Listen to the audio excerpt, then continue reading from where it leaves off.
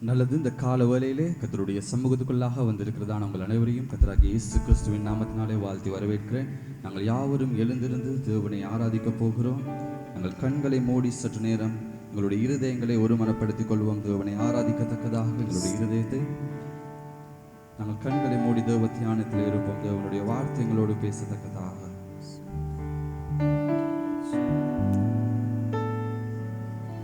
கர்த்தாவே, நீரே என் தேவன், உம்மை உயர்த்தி உமது நாமத்தை துதிப்பேன்.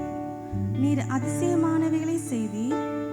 உமது பூர்வ ஆலோசனைகள் சத்தியமும் உறுதியுமானவைகள். ஆமென். கர்த்தாவே சுவாமி, இந்த அருமையான நேரத்துக்காக உமக்கு நன்றி செலுத்துகிறோம் ஆண்டவரே. நீரே எங்களுடைய சர்வ வல்லமையுள்ள தேவனாக இருக்கிறீர். இந்த காலை பொழுதிலும் கூட உம்முடைய நாமத்தை நாங்கள் உயர்த்தத்தக்கதாக இந்த இடத்திலே வந்திருக்கிறோம். எங்கள் மத்தியிலே நீர் அசைவாடும்படியாக நான் இந்த வேளையிலே ஜெபிக்கிறேன் ஆண்டவரே.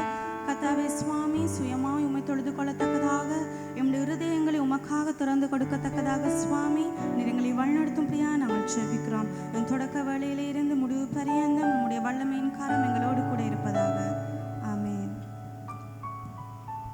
இஸ்ரவேலின் துதிகளில் வாசம் செய்கிறதான தேவனை நாங்கள் கரங்களை தட்டி உற்சாகமாக பாடுவோம். இஸ்ரவேலின் துதிகளில் வாசம் செய்கிற தேவன். ஹல்லேலூயா.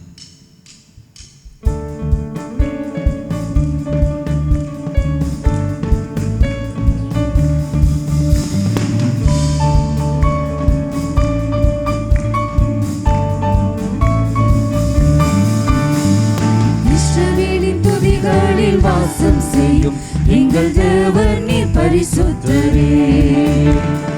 இஸ்ரவேலின் துதிகளில் வாசம் செய்யும் எங்கள் தேவன் நீர் பரிசுத்தரே. ஓ, வாக்குகள் பல தந்து அழைத்து வந்தீர். ஒரு தந்தை போல என்னை தூக்கி சுமந்தீர். வாக்குகள் பல தந்து அழைத்து வந்தீர். ஒரு தந்தை போல என்னை தூக்கி சுமந்தீர். நீர் மாத்திரமே, நீர் மாத்திரமே, நீர் மாத்திரமே எங்கள் சொந்தமானே. உம்மை ஆராதிப்போம், ஆர்ப்பரிப்போம். உம் நாமத்தினால் எங்கள் ஜெயம் எடுப்போம்.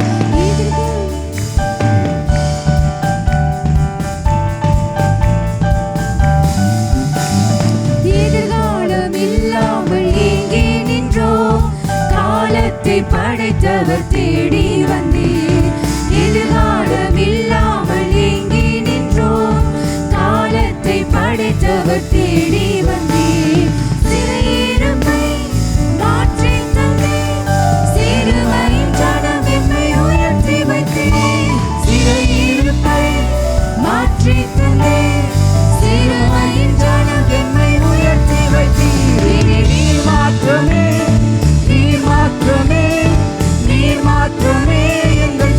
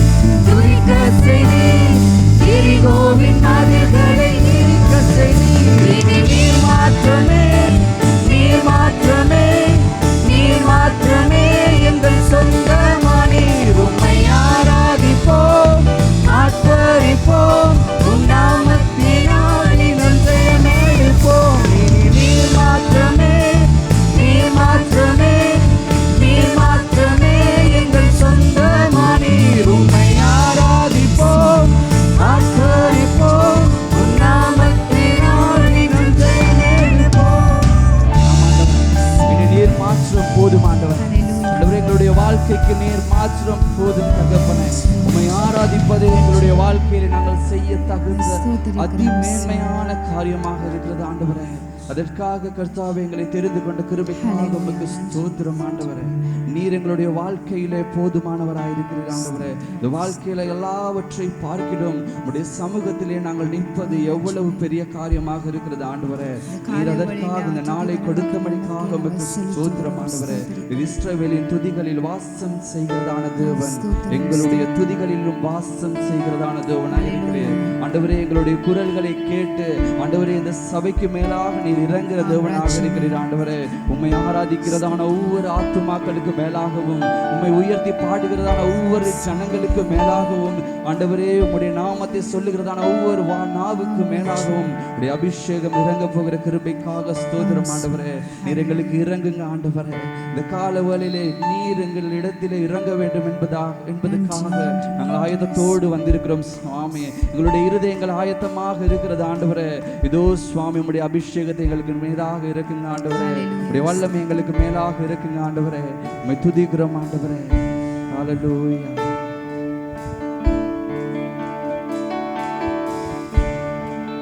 ஹல்லேலூயா. ஸ்தோத்திரம்.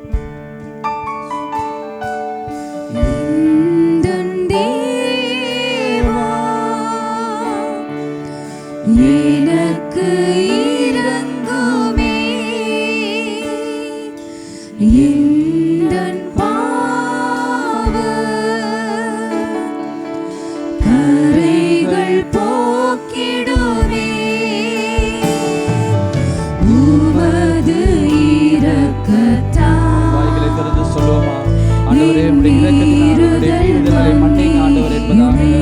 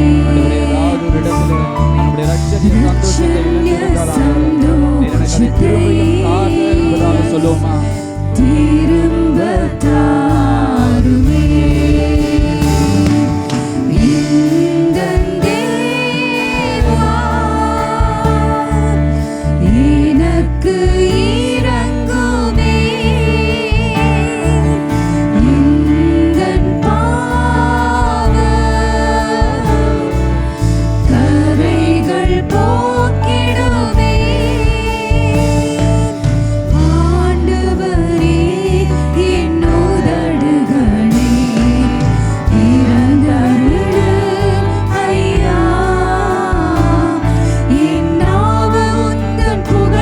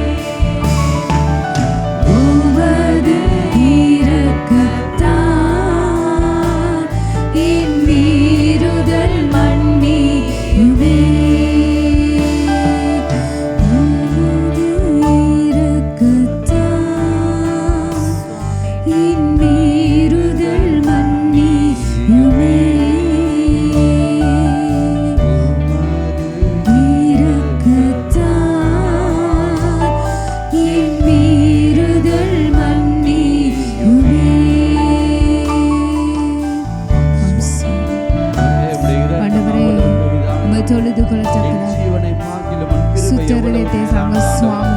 ஆண்டவரே, நான் எத்தனை இடங்களிலே உம்மை மீறி இருப்பேன் ஆண்டவரே. பரிசுத்தத்தோடு உம்மை ஆண்டவரே, உம்முடைய தொழுது கொள். சமூகத்துக்கு வராமல் நான் ஆண்டவரே எத்தனை சுவாமி, நாட்கள் உம்மை விட்டு பரிசுத்த விலகி இருப்பேன் இருதயத்தோடு உம்மை ஆண்டவரே. ரட்சிப்பு நமஸ்கரிக்கிறோம். நாட்களிலே நீர் எங்களுக்கு கொடுத்ததான உதவி அந்த செய்யுங்க சமாதானத்தை நான் சுவாமி. எத்தனை தடவை இழந்து போயிருப்பேன் ஆண்டவரே. ஹல்லேலூயா. நன்றி ரட்சிப்பின் நன்றி சந்தோஷத்தை ஸ்தோத்திரம். வேண்டுமாக எங்களுடைய வாழ்க்கையிலே வைங்க ஓ ஆண்டவரே. நாங்கள் ஸ்தோத்திரிக்கிறோம் இழந்து சுவாமி. போனதான அந்த ரட்சிப்பின் சமாதானம் ஆண்டவரே, நாங்கள் இழந்து ஹல்லேலூயா. போனதான நன்றி, எங்களுடைய அந்த நன்றி. சந்தோஷத்தை நீர் எங்களுடைய வாழ்க்கையிலே மீண்டும் வைங்க ஆண்டவரே. ஆண்டவரே, எங்களுடைய நாவுக்கு மேலாக உங்களுடைய துதிகளை வைங்க சுவாமி. ஸ்தோத்திரம், ஆண்டவரே, ஸ்தோத்திரம். நீர் எங்களுடைய பக்கம் இருக்கும் பொழுது ஆண்டவரே, உலகத்திலே யார் எங்களுடைய பக்கம் இருந்தாலும் நீர் எங்களுடைய பக்கம் இருப்பது போல சுவாமி, வருமானம். நீர் சொந்தம் உலகத்திலே எத்தனை சொந்தங்கள் எங்கள் மத்தியிலே இருந்தாலும் ஆண்டவரே, எங்கள் தஞ்சமாக நீர் என்னுடைய சொந்தமாக ஆகுவது போல வரும் ஆண்டவரே. சுவாமி. நீர் அவ்வளவு பெரிய தேவன். நீர் இலக்கத்திலே அவ்வளவு ஐஸ்வர்யம் நிறைந்த தகப்பன் ஆண்டவரே. நான் எத்தனை தடவை மீறினாலும், நான் எத்தனை தடவை விலகி போனாலும் நீர் ஒவ்வொரு நேரமும் ஒவ்வொரு நிமிடமும் ஆண்டவரே நீர் எங்களை தேடி வந்து அரவணைத்த தேவனாயிருக்கிறீர் சுவாமி. நீரே என் சொந்தம் ஆண்டவரே, நீரே என் பக்கம் ஆண்டவரே. நீர் என் சொந்தமாக, நீர் என் பக்கமாக இருக்கும் போது நான் யாருக்கு அஞ்ச வேண்டும், யாருக்கு பயப்பட வேண்டும் ஆண்டவரே. எதிர்காலத்தை குறித்து ஆண்டவரே, எங்களுடைய வாழ்க்கை குறித்து நாங்கள் கவலையோடு இருந்தால் இந்த பாடலை நாங்கள் தேவனோடு கூட உண்மையாக பாடுவோம். அவர் எங்களுடைய பக்கம் இருக்கும் பொழுது எந்த தீமையும் எங்களை அணுகப் போவதில்லை. ஸ்தோத்திரம் ஆண்டவரே. உடைய பிரசன்னத்தினால எங்களை நிரப்புங்க, உடைய அபிஷேகத்தினால எங்களை நிரப்புங்க சுவாமி. ஹல்லேலூயா. பிரியமானவர்களே, மிகவும் அன்போடு கூட உங்களை வரவேற்கின்றோம். குடும்பமாக இணைந்து நீங்கள் தேவனை ஆராதித்திருப்பீர்கள் என்று நான் நம்புகிறேன். இந்த நேரத்தில் எங்கள் தேவ ஆராதனைகளை குறித்து முக்கியமான அறிவிப்புகளை உங்கள் முன்னாக நாங்கள் வைக்க விரும்புகின்றோம். எங்கள் ஆராதனை தகவல்கள் இப்படியாகும். தமிழ் ஆராதனை காலை 7 மணிக்கு எங்கள் இணையதளத்தினூடாக நடைபெறும். அதே போல சிங்கள ஆராதனை காலை 8:30 மணிக்கு எங்கள் இணையதளத்தில் நடைபெறும். அதே போல ஆங்கில ஆராதனை எங்கள் இணையதளத்தில் காலை 10 மணிக்கு நடைபெறும். அதே போல பிரியமானவர்களே, எங்களோட இணைந்து தேவனை ஆராதிக்க நீங்கள் விரும்பினால் கிருளப்பனையில் இருக்கின்ற எங்கள் சபையோட இணைந்து உங்களுக்கும் தேவனை ஆராதிக்கலாம். காலை 7 மணிக்கு தமிழ் ஆராதனையும், காலை 10 மணிக்கு ஆங்கில ஆராதனையும், காலை 10:30 மணிக்கு சிங்கள ஆராதனையினூடாக எங்களோட இணைந்து தேவனை ஆராதிக்கலாம். அதே போல பிரியமானவர்களே, ஆன்லைனூடாக எங்களோட இணைந்து கொள்ள கடினமாக இருந்தால் எங்களோட கூட வாட்ஸ்அப் ஆடியோ ஆராதனை கேட்டு எங்களோட இணைந்து கொள்ளலாம். அதற்கு உங்களுடைய பெயர் மற்றும் உங்களுடைய தொலைபேசி இலக்கத்தை எங்களிடத்தில் அனுப்பி வைத்தால் வாட்ஸ்அப் ஆடியோ மூலமாக எங்களோட ஆராதனை பதிவுகளை உங்களிடத்தில் நாங்கள் வைக்கலாம். பிரியமானவர்களே, ஜெப விண்ணப்பங்கள், ஜெப குறிப்புகள் மற்றும் ஆலோசனை உங்களுக்கு தேவையாக இருந்தால் இந்த தொலைபேசி இலக்கங்களினூடாக எங்களோடு இணைந்து கொள்ளுங்கள். இந்த தேவ பிள்ளைகள் உங்களுக்காக ஜெபிக்கவும் உங்களுக்கு ஆலோசனை கொடுக்கவும் ஆயத்தமாக இருக்கின்றார்கள். எனவே இவ்வாறாக நன்மையான காரியங்களை கொண்டு எங்களோட ஆராதனை செய்கிறதுக்கு நாங்கள் ஆயத்தமாக இருக்கின்றோம். எனவே தேவனுடைய வார்த்தைக்கு நாங்கள் செவி கொடுப்போம். தேவன் தாமே உங்கள் அனைவரையும் ஆசீர்வதிப்பாராக. கர்த்தராகிய இயேசு கிறிஸ்துவின் நாமத்தினாலே உங்களை இந்த காலை பொழுதிலே வாழ்த்துகிறோம். பிரதர் சொன்னது போல் புத்தாண்டு லாங் வீக்கெண்ட், நிறைய பேர் ஊர்களுக்கு போயிருப்பார்கள். இன்றைய நாளிலே நாங்கள் கர்த்தருடைய வார்த்தையை நாங்கள் தியானிக்க போகிறோம். 2 வாரங்களுக்கு முன்பதாக நாங்கள் கிறிஸ்தவ திருச்சபை கேலண்டரிலே மிக முக்கியமான 2 நாட்களை கொண்டாடினோம், நினைவு கூர்ந்தோம். 2 வாரங்களுக்கு முன்பதாக உங்களுக்கு தெரியும், பெரிய வெள்ளி, அதை தொடர்ந்து உயிர்த்த ஞாயிறு தினங்களை கொண்டாடினோம். அடுத்த படியாக பெந்தெகொஸ்தே நாளை எதிர்நோக்குகிறோம். இயேசுவாமி ஈரோடு எழுந்து 50 நாட்களுக்கு பிறகு பரலோகம் எடுத்துக்கொள்ளப்பட்டது பிறகு பெந்தெகொஸ்தே நாள், பரிசுத்த ஆவியானவர் திருச்சபைக்கு மேலாக, அது மேபி அடுத்த மாதம் இல்லாட்டி அடுத்த மாதம் எங்களோட சபை கேலண்டரில் பெந்தெகொஸ்தே ஞாயிறு என்று சொல்லி நாங்கள் கொண்டாடுவோம். அப்போ இந்த இன்பிட்வீன் இந்த இடைவெளியை நாங்கள் பார்ப்போமாக இருந்தால், புதிய ஏற்பாட்டில் இயேசு சுவாமி மரித்து உயிர்த்து தன் சீஷர்களுக்கு தம்மை வெளிப்படுத்தி ஒரு 40 நாள் சீஷர்களோடு கூட இருந்து அவர்களோடு உலாவி பரலோகத்துக்கு எடுத்துக்கொள்ளப்பட்டார். ஆனாலும் நான் அந்த பகுதிக்கு கடைசியாக நான் போகிறேன். சீஷர்கள் ஒரு சிலருடைய வாழ்க்கையிலே அவர்கள் முகம் கொடுத்த சில இனிமையற்ற அனுபவங்களை நாங்கள் நேரம் இருந்தால் புதிய ஏற்பாட்டிலே நாங்கள் பார்ப்போம். இன்றைக்கு நாங்கள் கர்த்தருடைய வார்த்தையிலே 1 ராஜாக்கள் 19ஆம் அதிகாரத்தை திருப்பிக் கொள்ளுங்க. அது முழு அதிகாரத்தை நாங்கள் வசனமாக நாங்கள் தேவைப்படுகிற வசனங்களை நாங்கள் குறிப்பாக பார்க்க போகிறபடியா என்னுடைய பிரதான மெயின் போர்ஷன் 1 ராஜாக்கள் 19ஆம் அதிகாரம். இன்றைய நாளின் செய்தியின் தலைப்பு மனச்சோர்வுக்கு முகம் கொடுத்தல் அல்லது அதைரியத்துக்கு முகம் கொடுத்தல். அதைரியம், கவலை, இதெல்லாம் ஒருவரை தொடர்ந்து டாமினேட் பண்ணும் பொழுது முதலாவது கவலை வரும், அதைரியம் வரும். இதெல்லாம் நாங்கள் சரியாக டேக்கிள் பண்ணாமல் இதோடு ஒரு காலம் கொஞ்ச காலம் இந்த அதைரியத்தோடு நாங்கள் வாழும் பொழுது எங்களை அறியாமலே மனச்சோர்வு, ஆங்கிலத்தில் டிப்ரெஷன் என்று சொல்வார்கள், ஸ்ட்ரெஸ் என்று சொல்வார்கள், நிறைய வார்த்தைகளை பாவிப்பார்கள். இதை நாங்கள் சரியாக இந்த கவலைகள், இந்த பிரச்சனைகளை சரியாக நாங்கள் டேக்கிள் பண்ணாமல் எங்கள் மனசுக்குள்ளே அடக்கி யாருக்கிட்டையும் சொல்லாமல் போயிட்டு ஒரு ஆலோசனை பெறாமல் எங்களுக்குள்ளே நாங்கள் அடக்கி வச்சு கொண்டு இருக்கும் பொழுது எங்களை அறியாமலே மனச்சோர்வு எங்களை ஆட்கொள்ளும். அப்படிப்பட்ட மனசோர்வின் அனுபவத்துக்கு முகம் கொடுத்த ஒரு வல்லமையான ஊழியக்காரனைத்தான் 19ஆம் அதிகாரத்திலே சந்திக்கிறோம். இது புதிய கதை அல்ல. நாங்கள் நினைக்கிறேன் இந்த வார்த்தை, இந்த வசனம் நாங்கள் அநேகமாக வாசித்த ஒரு பகுதி, அடிக்கடி நாங்கள் செய்திகளிலே கேட்டிருப்போம். ஆனால் இன்றைய நாளிலும் நாங்கள் புதிய ஒரு தோணத்திலே இந்த வசனங்களை நாங்கள் தியானிக்க நாங்கள் பாரப்படுகிறோம். 19ஆம் அதிகாரம் 1ஆம் வசனம் சொல்கிறது, எலியா செய்த எல்லாவற்றையும் அவன் தீர்க்கதரிசிகள் எல்லாரையும் பட்டயத்தினாலே கொன்று போட்ட செய்தி அனைத்தையும் ஆகாப் யெசபேலுக்கு அறிவித்தான். அப்பொழுது யெசபேல் எலியாவிடத்தில் ஆள் அனுப்பி அவர்களில் ஒவ்வொருடைய பிராணனுக்கு செய்யப்பட்டது போல நான் நாளை இந்நேரத்தில் உன் பிராணனுக்கு செய்யாதே போனால் தேவர்கள் அதற்கு சரியாகவும் அதற்கு அதிகமாகவும் எனக்கு செய்ய கடவர்கள் என்று சொல்லச் சொன்னாள். அவனுக்கு அது தெரிந்த போது எழுந்து தன் பிராணனை காக்க யூதேயாவை சேர்ந்த பெர்செபாவுக்கு புறப்பட்டு போய் தன் வேலைக்காரனை அங்கே நிறுத்தி விட்டான். அவன் வனாந்திரத்தில் ஒரு நாள் பிரயாணமாய் போய் ஒரு சூறைச் செடியின் கீழ் உட்கார்ந்து தான் சாக வேண்டும் என்று கோரி, போதும் கர்த்தாவே, என் ஆத்துமாவை எடுத்துக்கொள்ளும், நான் என் பிதாக்களை பார்க்கிலும் நல்லவன் அல்ல என்று சொல்லி ஒரு சூறைச் செடியின் கீழ் படுத்து கொண்டு நித்திரை பண்ணினான். அதோடு கொஞ்சம் நிறுத்துவோம். இப்போ இந்த 18ஆம் அதிகாரத்தை வீட்டில் போயிட்டு வாசித்து பார்ப்பீங்களா இருந்தால் இந்த எலியா ஒரு வல்லமையான ஊழியக்காரன் நான் சொன்னதுக்கு காரணம், முழு பைபிளிலே மரணத்தை சந்திக்காமல் பரலோகம் போனது 2 பேர், ஏனோக்கு, எலியா.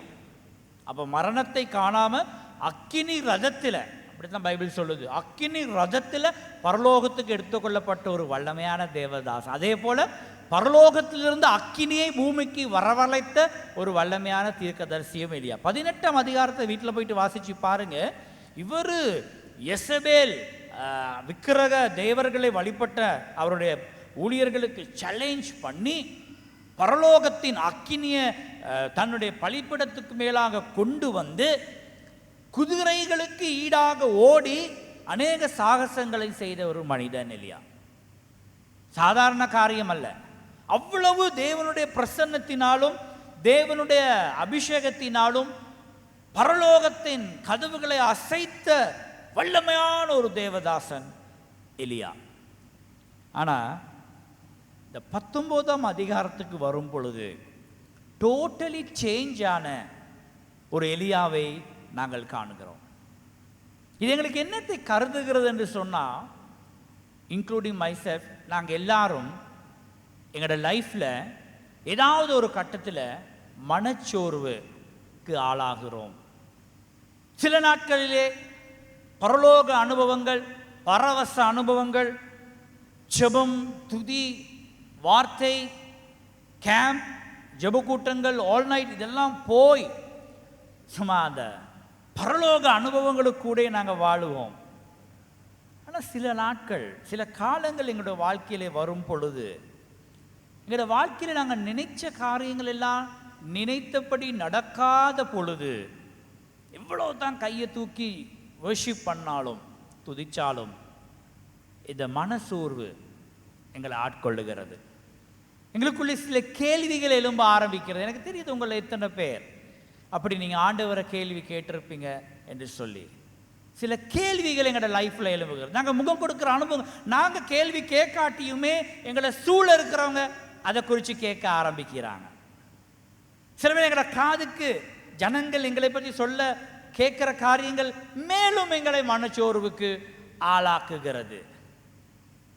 இந்த கவலை, இந்த மனச்சோர்வு அப்படியே எங்களை அப்படியே அடக்கி, போதும் இனிமேல் ஒன்றுமே வேணாம், ஊழியமும் வேணாம், சர்ச்சும் வேணாம், ஒன்றும் வேணாம், வெறுமனே ஊழியம் செய்கிறவங்க இந்த மனச்சோர்வுக்கு ஆளாகுவாங்க. ஸோ வெறுமனே வந்து சர்ச்சில் உட்காந்துட்டு போனால் போதும், ஒன்றும் வேணாம்.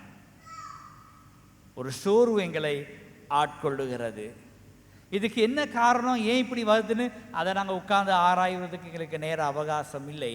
ஆனால் நான் என்ன முதலாவது பாயிண்ட்டாக உங்கள் மனசுக்கு சொல்ல விரும்புகிறேன்னு சொன்னால், நாங்கள் எவ்வளவு எக்ஸைட்மெண்ட்டான ஆண்டவருடைய பரவச வாழ்க்கையில் வாழ்ந்தாலும் வேதாகம ஹீரோக்களை மட்டுமல்ல, உலகத்தில் நம்ம நாட்டில் ஆண்டவராலே வல்லமையாக பாவிக்கப்பட்ட அநேக ஊழியக்காரருடைய சாட்சிகளை நான் கேட்டிருக்கிறேன். அவங்க எல்லாரும் வாழ்க்கையில் பறி கொடுத்த அனுபவங்களுக்குள்ளே போயிருக்காங்க. இழப்புகளுக்கு முகம் கொடுத்துருக்கிறாங்க, கவலைகளுக்கு முகம் கொடுத்துருக்காங்க, அழுது இருக்கிறார்கள், கதறி இருக்கிறார்கள்.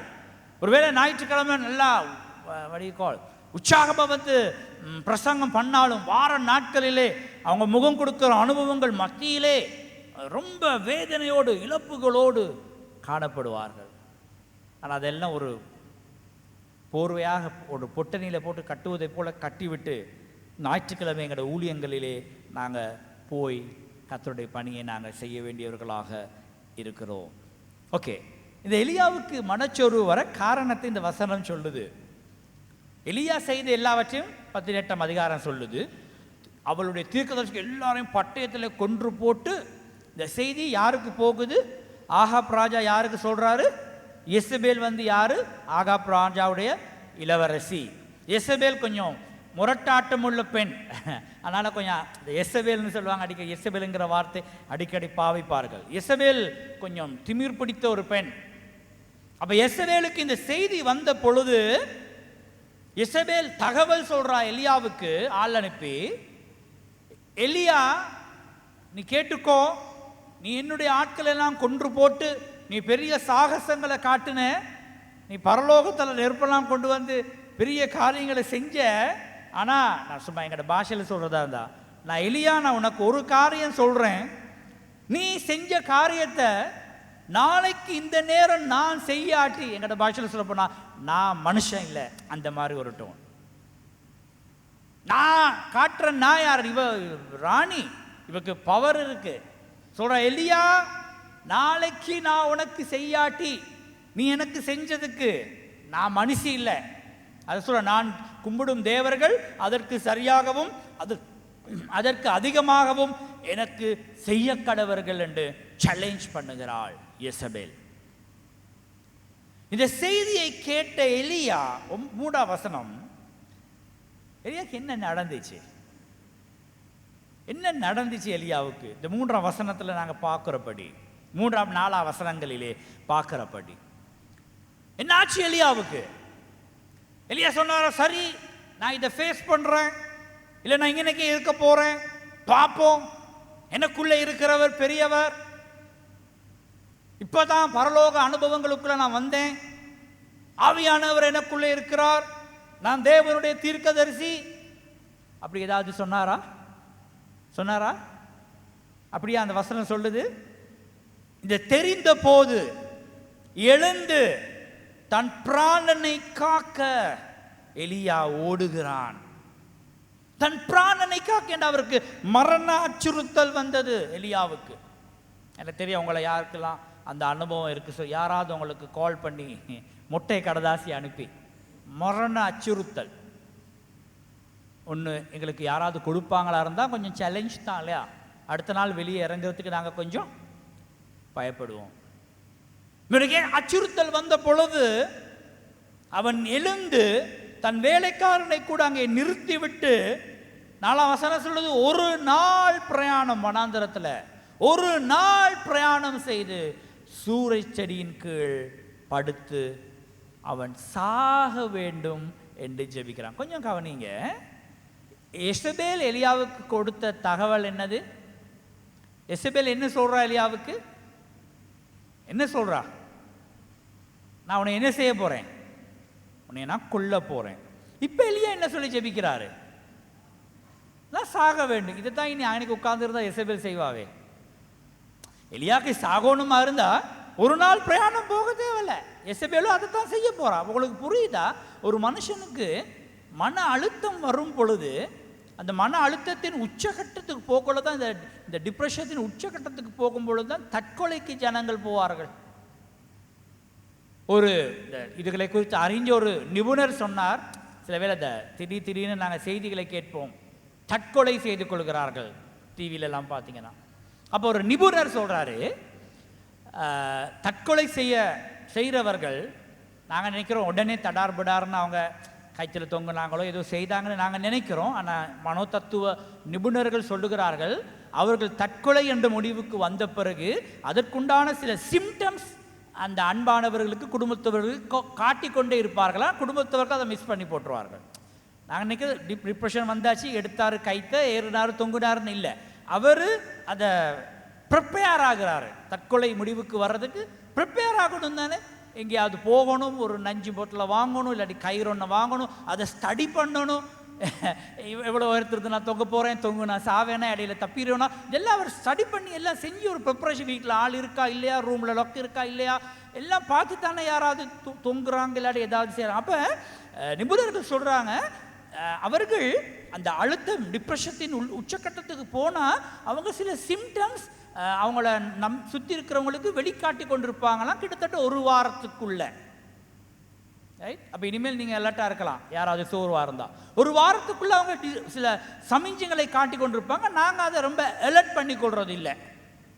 அவங்க அதுக்கான ஆயத்தங்களை செய்து அதன் பிறகு ஒரு உச்சக்கட்டத்தை அடையும் பொழுது, அவங்களுக்கு வாழ்க்கை வெறுத்து போகிற நிலைமைக்கு வரும் பொழுது அவங்க ஏதோ ஒரு வகையில் தன் உயிரை மாய்த்து கொள்ளுகிறார்கள். சிலர் தப்பித்தும் கொள்வார்கள். ஆனால் எப்பொழுது ஒரு மனிதன் நான் சாக வேண்டும், எனக்கு இந்த வாழ்க்கையில் அர்த்தம் இல்லை என்று யாராவது பேச்சு கூட சொல்லுவாங்களே, நான் செத்தா கூட நல்லா இருக்கும், இந்த வாழ்கிறதை விட நான் ஐயோ இந்த பிரச்சனையை செத்தா கூட நான், ஆனால் சாகிறது இல்லை பிரச்சனைக்கு இருக்கிற தீர்வு. நாங்கள் எல்லாரும் ஒரு நாளைக்கு மறிக்கத்தான் போகிறோம். பிரச்சனைக்கு தீர்வு அந்த பிரச்சனை கூடாக பிரயாணம் செய்து அந்த பிரச்சனைக்குள்ளேயே அந்த தீர்வை கண்டு வாழ்க்கையில் அந்த சேலஞ்சுக்கு முகம் கொடுக்கறது தான் தீர்வே அல்லாம, எல்லோரும் நினைப்பாங்களா இருந்தால் நான் செத்து போகிறது தான் பிரச்சனைக்கு தீர்வுனா இந்த பூமியில் யாரும் வாழ முடியாது. அது மனச்சோர்வின் ஒரு உச்சகட்டத்தும் ஒரு டிப்ரெஷத்தின் உச்சகட்டத்துக்கு போகும் பொழுது. ஆனால் உண்மையிலே எலியாவுக்கு நான் நினைக்கிறபடி எலியாவுக்கு சாகணும்னு சொன்னாலும் கூட அவருக்கு சாகணுங்கிற நோக்கம் இல்லை.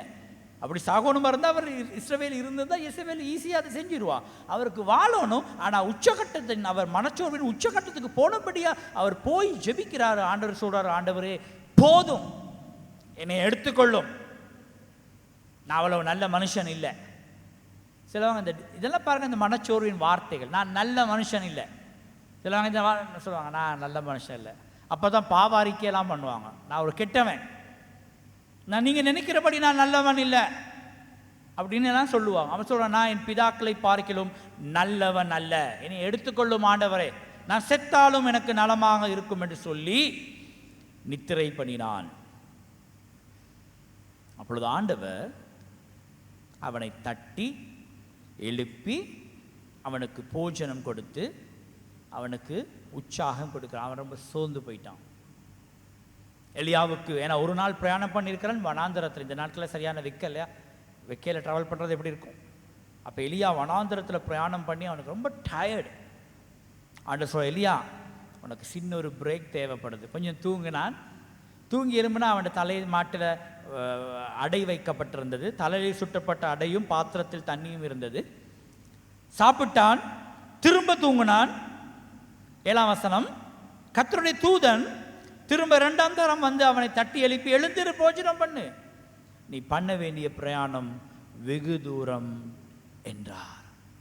எலியா, நீ போக வேண்டிய தூரம் வெகு தூரம், எழுந்து சாப்பிட்டு உன்னை கொஞ்சம் உற்சாகப்படுத்திக்கொள். சமயங்களில் லைஃபுக்கு பிரேக்ஸ் தேவைப்படுகிறது, அது நாங்கள் ஏற்றுக்கொள்ளத்தான் வேண்டும். வேலை பழு, இந்த வெக்கேஷன், இந்த லீவெல்லாம் வந்தால் ஏன் சிலவங்க ட்ரிப்பு, இப்போ நாங்கள் கேம்ப், இது சின்ன ஒரு பிரேக் எங்களுக்கு தேவைப்படுது இல்லையா? நாங்கள் ஓடிக்கொண்டே இருக்கிறோம், உழைச்சி கொண்டே இருக்கிறோம், ரொம்ப டயர்டாக இருக்குது.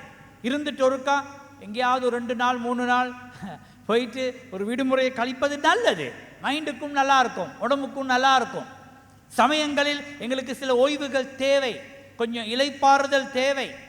சிலவங்க மிஷினாக ஓடிக்கொண்டிருப்பார்கள். ஓய்வுகள் எடுத்துக்கொள்ளுங்கள், உடம்பை பார்த்து கொள்ளுங்கள்.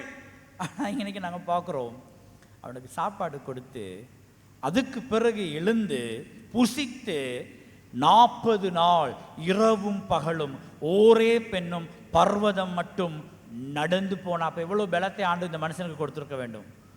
1 நாள் 2 நாள் இல்லை, 40 நாள் நடந்தான். இதுக்கு முதல் எவ்வளோ நாள் நடந்தான்? அதுக்கு முதல் எத்தனை நாள் நடந்தான்? 4ஆம் வசனத்தில் எத்தனை நாள் நடந்தான்? 1 நாள் நடந்தான். 1 நாள் நடந்ததே ஆளுக்கு ஃபெடப், படுத்துக்கொண்டான். இப்போ ஆண்டவர்கிட்ட பலன் கொஞ்சம் கிடைச்சிச்சு. இப்போ எத்தனை நாள் நடக்கிறான்? 40 நாள். ஹல்லேலூயா. 1 நாள் அவன் நடந்தான். அவனுடைய பலத்தில் கர்த்தருடைய சின்ன ஒரு புஷ் ஒன்று கிடைச்சிச்சு. 40 நாள் நடந்தான். ஆனாலும் கதை இன்னும் முடியலை. 9ஆம் வசனம், அங்கே அவன் ஒரு கெபிக்குள் போய் தங்கினான். இதோ கர்த்தருடைய வார்த்தை அவனுக்கு. அதுக்கு பிறகு இந்த கதையில் முக்கியமான ஒரு பாயிண்ட் வருது, கவனிங்க. நடந்தான், நடந்து போய் எங்கே இருந்தான்?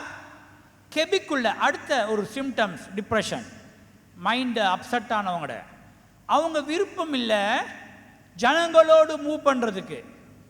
இந்த மனசு சரியில்லாட்டி கூட ஒரு வார்த்தையை சிலவங்க பாவிப்பாங்க. நீங்கள் கூட பாவிச்சிருப்பீங்க. மனசு சரியில்லைன்னா ஆளுங்க ஒரு வார்த்தையை பாவிப்பாங்க. என்ன சொல்லுவாங்க? என்னைய கொஞ்சம் தனியாக விடுங்க, லீவ் மீ அலோன், என்னைய கொஞ்சம் தனியாக இருக்க விடுங்க. சொல்லியிருக்காங்களா? என்னைய கொஞ்சம் தனியாக இருக்க விடுங்க, என் பாட்டில் இருக்க விடுங்க. அப்போ அவங்களுக்கு ஒரு தனிமை தேவைப்படுகிறது. அவங்க விருப்பம் இல்லை, எல்லாரையும் ஃபேஸ் பண்ண விருப்பம் இல்லை. ஓகே, நீங்கள் சில மனச்சோர்வு உள்ளவங்களை அடையாளம் கண்டுகொள்ள நான் சில அடையாளங்களை சொல்கிறேன். சிலவங்களை பார்த்தீங்கன்னா அவங்களோட தோற்றத்தை பார்த்தீங்கன்னா நேர்த்தியாக இருக்காது. தலைவாரி இருக்க மாட்டாங்க, ஆம்பளையாக இருந்தால் ஷேவ் பண்ணி இருக்க மாட்டாங்க, நீட்டாக உடுத்திருக்க மாட்டாங்க. காலையில் உடுத்த உடுப்பு அப்படியே ஈவினிங் வரைக்கும், இல்லாட்டி 2-3 நாள் ஒரே உடுப்பு, குளித்து பல் துளக்கி நல்லா நீட்டாக இருக்க மாட்டாங்க. வீட்டுக்கு போய் பார்த்தா வீடு கூட்டி சுத்தமாக இருக்காது. சமயக்கட்டை போய் பார்த்தா அகங்கோரமாக இருக்கும், நீட்னஸ் இருக்காது. கையில் நகங்களை பார்த்தீங்கன்னா அழுக்காக இருக்கும்.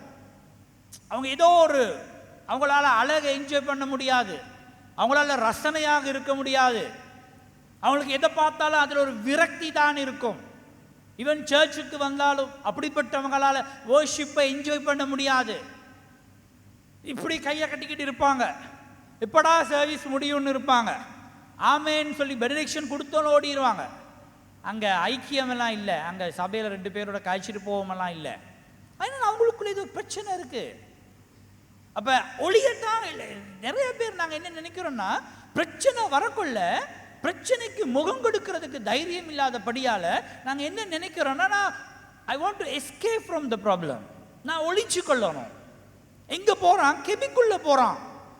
கெபிக்குள்ளே போன மேபி அவன் நினைச்சான், இதுதான் இப்போ எனக்கு இருக்கிற நல்ல இடம், நான் கொஞ்சம் கெபியில் யாரும் இருக்க மாட்டாங்க, மனுஷர் நடமாட்டமே இல்லை. ஆனால் இன்னொரு வகையில் அவனுக்கு கிடைச்ச அனுபவத்தின்படி அந்த இடமும் நல்லது தான்.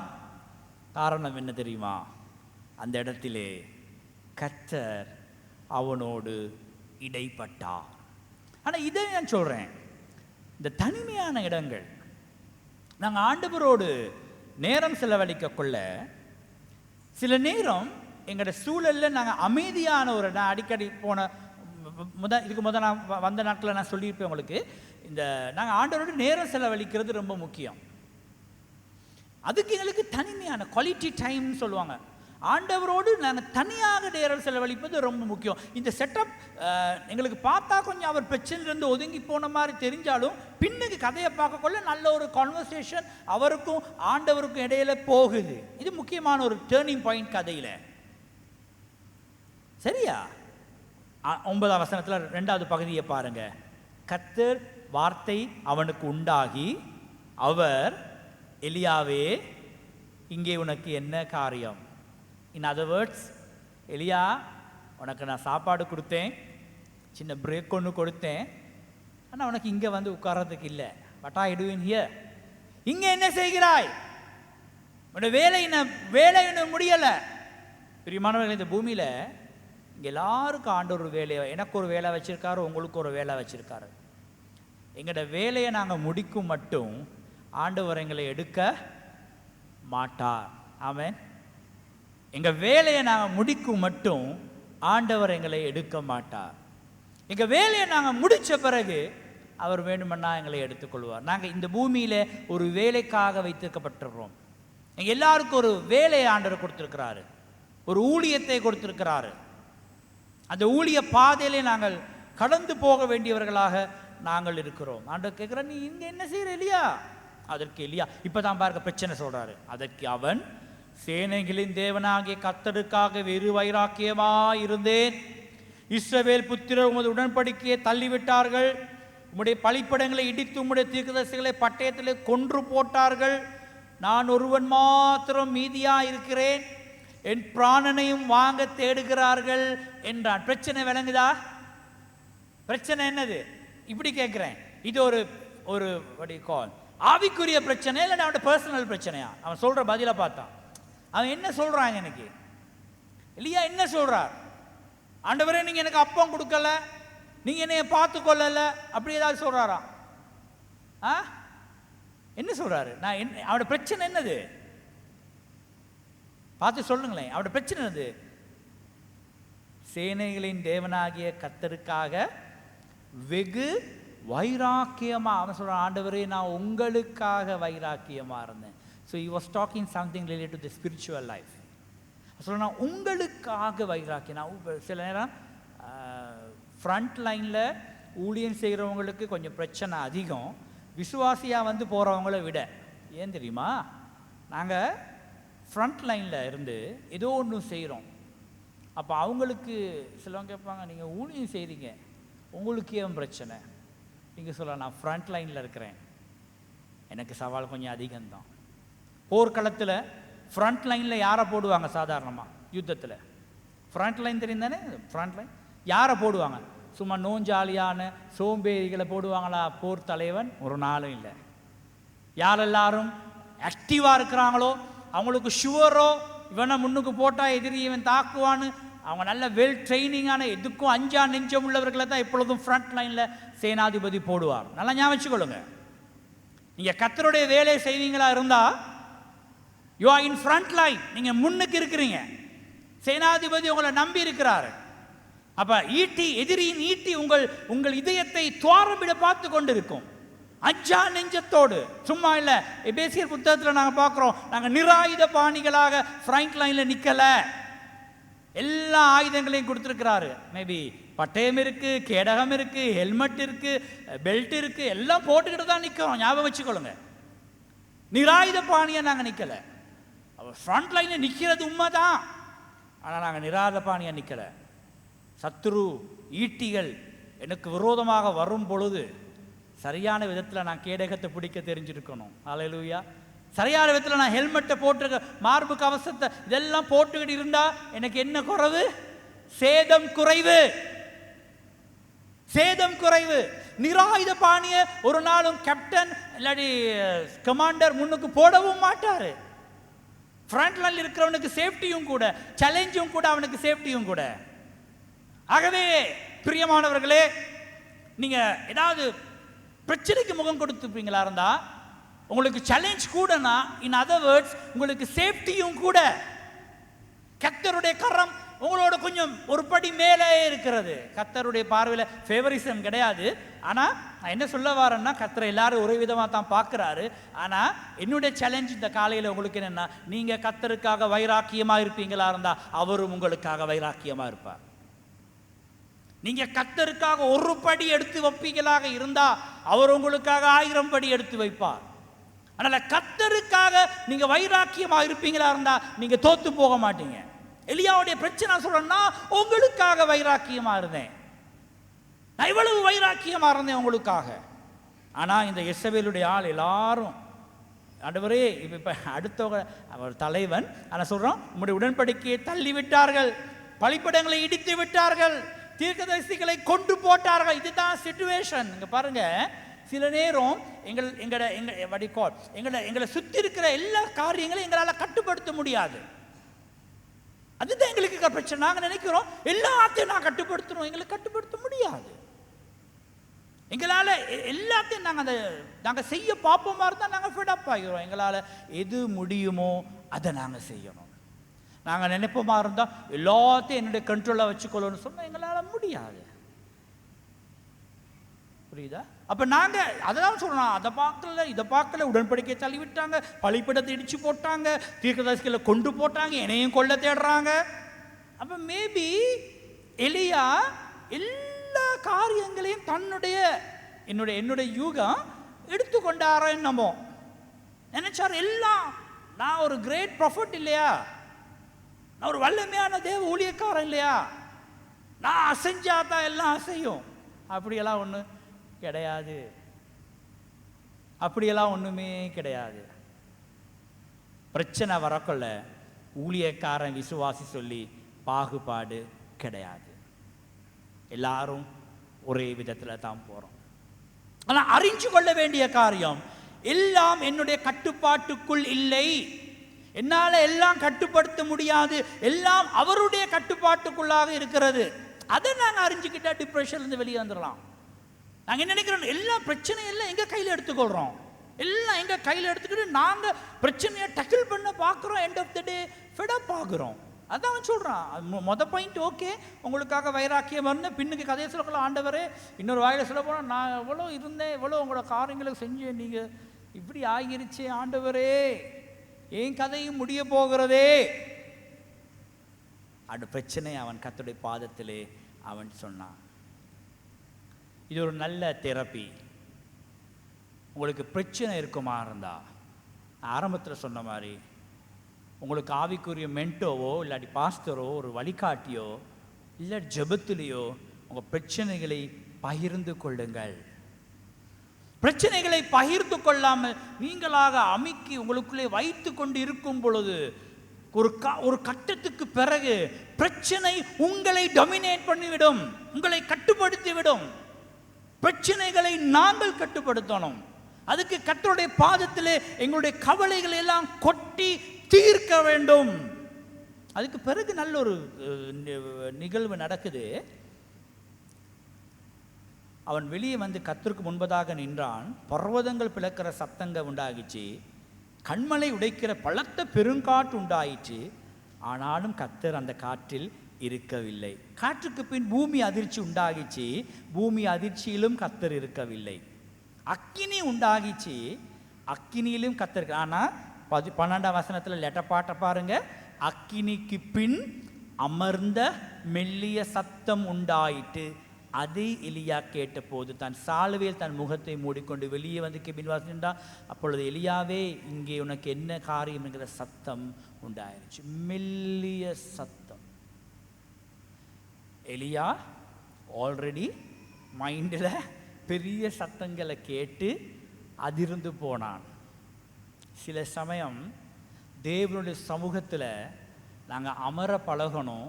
என்ன சத்தத்தை கேட்க தெரியுமா? மெல்லிய சத்தத்தை கேட்க. இதுதான் சொல்ற குவாலிட்டி டைம்.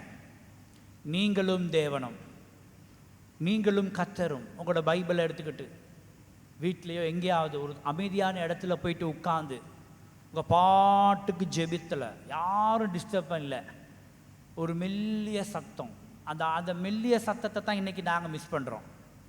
எங்களுக்கு பெரிய சத்தங்க பிடிக்கும். டம் அடித்து அதை அடித்து இதை அடித்து கத்தி கொளறினா எங்களுக்கு ஒரு கோகோன்னு இருக்கும், நல்லோம், பெரிய சத்தமும் நல்லோம்.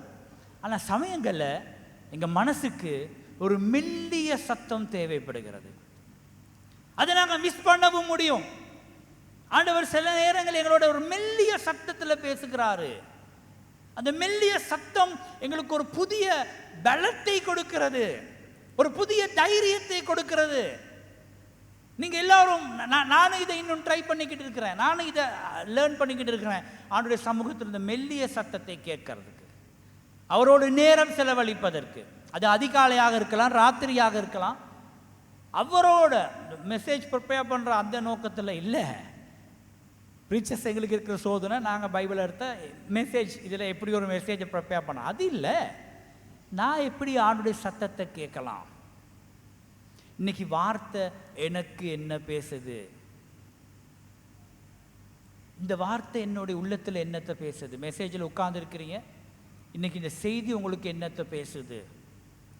இன்னைக்கு அதுக்கு நீங்கள் ஆயத்தத்தில் வாரீங்க. காலையில் இன்னைக்கு ஆராதனைக்கு போகிறேன், இந்த மெசேஜ் எனக்கு இன்னைக்கு பேசணும், அது மெசேஜ்.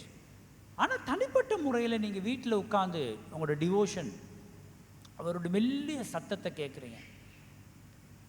சில நேரம் எங்களோட சத்தங்கள் அதிகம்னால ஆண்டவருடைய மெல்லிய சத்தத்தை நாங்கள் மிஸ் பண்ணிடுறோம்.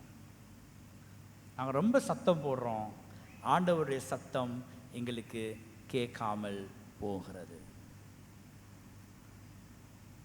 இந்த கதையின் கிளைமேக்ஸுக்கு வருவமாக இருந்தால், ஆண்டவர் எலியா சொல்றத்தான் எல்லாரையும் கொண்டு போட்டாங்க, நான் மட்டும் தான் தனிச்சிருக்கிறேன்னு சொல்லி 18 வருஷத்தை பாருங்க. ஆனாலும் பாகாலுக்கு முடங்காதிருக்கிற முழங்கால்களையும் அவனை முத்தம் செய்யாதிருக்கிற வாய்களையும் உடைய 7000 பேரை இஸ்ரவேலில் மீதியாய் வைத்திருக்கிறேன் என்றார்.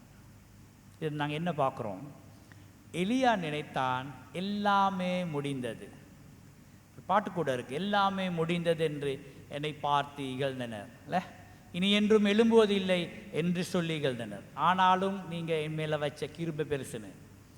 அப்போ எலியா நினைச்சாரு. சில வேளை நீங்கள் நினைக்கலாம், உங்களோட லைஃப்பில் நீங்கள் விளிம்புக்கு இந்த மாதிரி விளிம்புக்கு வந்து நிற்கிறீங்க. லைஃப்பில் எல்லாமே முடிந்து விட்டது, என் கதை முடிந்து விட்டது.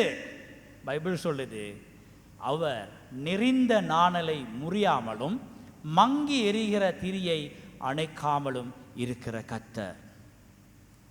உலகம் பார்க்கும், ஓஹோ சரி, ஆள்ட கதை சரி. ஆனா ஆண்டவர் எங்களோட வாழ்க்கையில அடுத்த பக்கம். எலியா நினைச்சாரு, நான் மட்டும்தான் மிஞ்சி இருக்கிறேன், அதுதான் அவனோட பிரச்சனை. ஆனா ஆண்டவர் சொல்ற, எலியா நான் தேவன், நீ ப்ரொஃபட்டா இருக்கலாம், நான் அதை அறிஞ்சுக்கிறணும், நான் ஆண்டவர் கிடையாது. ஆண்டவர் சொல்றாரு, எலியா நான் தேவன், பாகாலுக்கு முடங்காதிருக்கிற முழங்கால்களையும் அவனை முத்தம் செய்யாதிருக்கிற வாய்களுடைய 1 2 இல்ல 7000 பேரை நான் பாதுகாத்து வைத்திருக்கிறேன். மேபி இந்த வெளிப்பாடு எலியாவுக்குள்ள ஒரு பெரிய உற்சாகத்தை கொடுத்திருக்கும். அவன் நினைச்சுப்பா, நான் தனிச்சு விடப்படவில்லை. பிரியமானவர்களே, எங்களோட பிரச்சனை எங்களுக்கு ரொம்ப பெருசாக தெரியும் பொழுது நாங்கள் நினைப்போம், நான் மட்டும்தான். சில பேரை சொல்லுவாங்க, எனக்கு மட்டும் ஏன் இப்படி நடக்குது சொல்லியிருக்கீங்களா? யாருக்காது ஏன் எனக்கு மட்டும் இப்படி நடக்குது? ஒக்கவ மட்டும் தான் இவன் லட்சமான பேட்டரி அட்டில் முதி போடுவோம், எல்லாமே எனக்கு தான் நடக்குது. இல்லைங்க, கர்த்தருடைய கரம் உங்கள் மேல் இருக்கிறது. நீங்க அமைதியாக சூழ்நிலைகளுக்கு முகம் கொடுக்கும் பொழுது, அவருடைய மெல்லிய சத்தத்தை நீங்க கேட்க பழகும் பொழுது, உங்களோட வாழ்க்கையில நீங்க பார்க்காத இன்னொரு பக்கத்தை ஆண்டவர் காட்டுவார். என்ன, நாங்க எல்லாமே பார்க்கலையே, நாங்க பார்த்ததை வச்சுக்கிட்டு நாங்க இந்த தீர்மானங்களுக்கு வர்றது தவறு. நாளைக்கு என்ன நடக்குன்னு எனக்கு தெரியாது, ஆனா ஆண்டவருக்கு தெரியுமே. நாளைக்கு என்ன நடக்குன்னு எங்களுக்கு தெரியாது, இன்னைக்கு நைட் என்ன நடக்குன்னு எங்களுக்கு தெரியாது, ஆனா ஆண்டவருக்கு நாளைக்கு எங்களுக்கு என்ன நடக்குன்னு தெரியுமே. அப்ப நாங்க அவரை நம்புவோமா, எங்களை நம்புவோமா? யாரை நம்புவோம்? யாரை இதை நம்புவோம்? ஆண்டவரை நம்புவோம். உங்களோட வாழ்க்கையில நீங்க பார்க்காத பக்கத்தை அவர் பார்க்கிறார். உங்க வாழ்க்கையில நீங்க அறியாத ஒரு பக்கத்தை பார்க்க. கொஞ்சம் 2-5 நிமிஷம் எடுத்துட்டு இதுக்கு சிமிலரான ஒரு கதையை டக்குன்னு சொல்லி நான் முடிக்கிறேன். யோவான் 21 அதிகாரம். யோவான் 21 அதிகாரிலும் something similar to the story. அங்க நாங்க பார்க்கிறோம் பேதுரு, சரியா? இப்போ அதான் சொன்னேன், இது இயேசு சுவாமி இப்போ நாங்கள் உயிர்த்த ஞாயிறை கொண்டாடினோம், வெளிப்படுத்தினார் சீஷர்களுக்கு. இயேசு சுவாமி சீஷர்கள் வெளிப்பட்டார், தோமாலாம் கதையெல்லாம் முடிஞ்சு. இந்த 21 அதிகாரம் ஒரு யுனிக்கான அதிகாரம் பேதுருடைய வாழ்க்கையில். இதுவும் ஒரு டிப்ரெஷன் தான், இதுவும் ஒரு சோர்வு தான். எல்லாம் அனுபவிச்ச பேதுரு சொல்கிறாரு, நான் மீன் பிடிக்க போகிறேன். மேபி அவங்க பார்த்தாங்க, என்னடா இயேசு சுவாமி வந்தார், எல்லாம் செஞ்சார், கற்றுக் கொடுத்தார், இப்போ ஃபிசிக்கலாக எங்களோட இயேசு இல்லை. உயிர் தெளிஞ்ச பிறகு தான் இந்த கதை நடக்குது. இயேசு இல்லை. பேதுருக்குள்ள ஒரு சோகம் வந்துடுச்சு. திரும்பி பழைய வாழ்க்கைக்கு போனால் நல்லா. உங்களை எத்தனை பேருக்கு அப்படி தோணி இருக்கு, இந்த வாழ்க்கை வேணாம், பழைய வாழ்க்கைக்கே போனால் நல்லாயிருக்கும். ஒரு சோர்வின் உச்சக்கட்டம், அதுவும் ஒரு காரணம். டிப்ரெஷத்தின் உச்சக்கட்டம் என்னது? சிலவங்க தானே பின்மாற்றமாக போவாங்க, திரும்ப குடிப்பாங்க, திரும்ப மதுவுக்கு அடிமையாகுவாங்க. சபையில் நல்லா இருந்திருப்பாங்க, ஆனால் இப்போ சபைக்கே வரமாட்டாங்க, பழைய வாழ்க்கைக்கு போகிற. பேதுரு போயிட்டார், போகிற நான் மீன் பிடிக்க போகிறேன். சீஷர்கள் எல்லாரும் மற்றவங்களும் அதுக்கு என்ன சொல்கிறாங்க? நாங்களும் வாரோம், நாங்களும் வாரோம். இப்போ நீங்கள் டிப்ரெஷனில் இருக்கக்குள்ள யாரோடு பேசுகிறீங்க, யாரோடு என்ன பகிர்ந்து கொள்கிறீங்க என்பது ரொம்ப முக்கியம். இது அந்த எரியிற எண்ணெயில் வடிக்கோள், நெருப்பில் எண்ணெயை போடுற மாதிரி பேதுருவே டல்லாக இருக்காரு. சீஷர்களுக்கு சொல்கிறாரு, நான் மீன் பிடிக்க போகிறேன், பழைய வாழ்க்கைக்கு போகிறேன். யாராவது ஒரு சீஷன், ஒரு நண்பன் சொல்லலை, பேதுரு ஆண்டவரோட சமீபமாக இருந்த சீஷன் நீ இல்லையா? நீ ஆண்டவரால் அழைக்கப்பட்டவன் இல்லையா? போகாத பேதுரு. யாரும் சொல்லலை. போறியா பேதுரு? நாங்களும் சேர்ந்து வரோம், சேர்ந்து போவோம். எப்படி ஃப்ரெண்ட்ஸ்? நீ மட்டும் ஏன் தனியாக போகிற பேதுரு? நாங்களும் வரோம். போகிறாங்க, பிடிக்கிறாங்க. விடிகிற வரைக்கும் ஒன்றுமே கிடைக்கல. 4ஆம் வசனத்தில் பார்க்குறோம், விடிய காலம் ஆக பொழுது இயேசு கரையிலே நின்றார், அவரை இயேசு என்று சீஷர்கள் அறியாதிருந்தார்கள். இயேசு பார்த்து சொல்கிறாரு, பிள்ளைகளே புசிக்கிறதுக்கு ஏதாயிலும் இடத்தில் உண்டா என்றார். ஒன்றுமே இல்லைங்கிறாங்க. அப்பொழுது அவர், நீங்கள் படவுக்கு வலதுபுறமாக வலையை போடுங்க. இப்போ இந்த கதை இதுக்கு இந்த பேதுரு அவங்களுக்கு இந்த கதை இதுக்கு நடந்திருக்கா? இந்த இந்த சீன் நடந்திருக்கா? ஆமாம், நடந்திருக்கு. அப்பயாவது கொஞ்சம் யோசிக்க வேணாமா? இல்லை, டிப்ரெஷத்தின் உச்சக்கட்டத்துக்கு போன உடனே எங்களை சுற்றி என்ன நடக்குதுன்னு சொல்லி எந்த அறிவியும் கிடையாது. இதெல்லாம் இதுக்கு அவங்களுக்கு நடந்த அனுபவங்கள். அதான் நான் சொல்கிறதுங்க, இந்த அனுபவம் நல்லது, அனுபவம் நல்லது. ஆனால் நாங்கள் டெய்லி ஆண்டோடைய சமூகத்தில் வாலாட்டி போன வாரம் அனுபவத்தில் இந்த வாரம் நான் ஓட்ட முடியாது. அப்பயும் அவங்களுக்கு கண்ணு திறக்கல. அப்பொழுது அவர், படகுக்கு வலதுபுறமாக போடுங்கள் போட்டார். அப்படியே அவர்கள் போட்டு திரளான மீனாகப்பட்டதனால் அதை இழுக்க மாட்டாது இருந்தார்கள். இயேசுக்கு அன்பா இருந்த சீஷன் யோவானாக இருக்க வேண்டும். பேதுருவை பார்த்து சொல்லுகிறான், அவர் கர்த்தர். பேதுரு கேட்டோன்னு டக்குனு ஒரு துண்டை கட்டிக்கிட்டு கடல்ல குதிக்கிறான். அதுக்கப்புறம் 200 முழ தூரத்தில் இருந்து அவங்களுக்கு எல்லாம் தகவல்கள் எல்லாம் வருது. கரைக்கு வந்த பிறகு 9ஆம் வசனம், கரையிலே வந்திறங்கின போது கரி நெருப்பு போடப்பட்டிருக்கிறதையும் அதன் மேல் மீன் வைத்திருக்கிறதையும் அப்பத்தையும் கண்டார்கள். இயேசு எங்க இருக்கிறார் இந்த கதையில? இந்த கதையில இயேசு எங்க இருக்காரு? கடல்லையா, தரையிலையா? கரையில இருக்காரு. மீன் எங்க கிடைக்கும்? மீன் எங்க கிடைக்கும்? தரையிலையா, கடல்லையா? ஆழ்கடல்ல. சீஷர்கள் எங்க போனாங்க? ஆழ்கடல்ல. மீன் கிடைச்சிச்சா? இல்ல. கரைக்கு வராங்க. இயேசு சுவாமி கரையில இருக்கிறாரு. கரையில மீன் கிடைக்குமா? மீன் இல்லை, இது சும்மா சுட்ட மீன், சின்ன குட்டி பாபுக்கு மாதிரி சுட்ட மீனோட ரொட்டியை வச்சிருக்கிறாரு. அப்ப பிரச்சனை, அவங்களோட தேவை என்னது? பேதுரு ஏன் கடலுக்கு போனாரு? கடலுக்கு ஏன் போனாரு? பழைய தொழிலுக்கு தானே போனாரு. ஏன் தொழிலுக்கு போனாரு? ஏன் பழைய தொழிலுக்கு போனாரு? ஏன் வேலைக்கு போனாரு? நான் உழைக்கணும், நான் நல்லா இருக்கணும், நான் உழைக்கணும் போறாரு. மீன் கிடைச்சிச்சா? கிடைக்கல. தரையில் வராரு. இயேசு சுவாமி ரெடியாக இருக்காரு, மீனோட அப்பத்தோட. அவங்களோட தேவை அங்கே சந்திக்கப்பட்டது. சில நேரம் எனக்கு நம்ம டைமில் இந்த கதை டீட்டெயிலாக போக, இது இன்ட்ரெஸ்டிங்கான ஒரு கதை. நாங்கள் பிரச்சனைக்கு பரிகாரம் தேடி ஆண்டவரை விட்டு எங்கேயோ போகிறோம், அந்த எலியாவை போல. ஆனால் ஆண்டவருடைய பாதத்தில் பிரச்சனைக்கு பரிகாரம் இருக்குது. நீங்கள் இயேசுவை விட்டு இந்த உலகத்தில் எந்த மூலை முடுக்குக்கு போனாலும் உங்களோட பிரச்சனைக்கு பரிகாரம் இல்லை. ஆனால் இயேசுவை நீங்கள் தேடி அவருடைய பாதத்துக்கு நீங்கள் வரும் பொழுது உங்களோட பிரச்சனைக்கு பரிகாரம் இருக்கு. அவர் ரெடியாக இருந்தார், மீனோட ரொட்டியோட சீஷர்களுக்கு சாப்பாடு கொடுக்கத்தக்கதாக அவர் ஆயத்தமாக இருக்கிறார். இந்த என்கவுண்டர்னு சொல்லுவாங்க ஆங்கிலத்தில், பேதுருடைய வாழ்க்கையை தலைக்கீழாக மாற்றின என்கவுண்டர். இதுக்கு முதல்லாம் பேதுருவை ஆண்டவர் அழைத்த விதமும், இதில் சீமோன் பேதுருவை, யோனாவின் குமாரனாகி சீமோனை இதுக்கு முதல் கேபா, இப்போ ஆண்டவர் சொல்ற சீமோன் பேதுருவே, இவர்கள் எல்லாரிலும் நீ என்னை நேசிக்கிறாய். இதுதான் அவனோட வாழ்க்கையில் டேர்னிங் பாயிண்ட். இப்படி தொடர்ந்து கேட்டக்கொள்ள பேதுருக்கு ஒரு கில்ட்டி கான்ஷியஸ் வந்துச்சு. நான் யாரு? நான் ஒரு 3 முறை ஆண்டவரை மறுதளித்தவன், நான் ஒரு அசம்பூர்ணமான மனிதன்.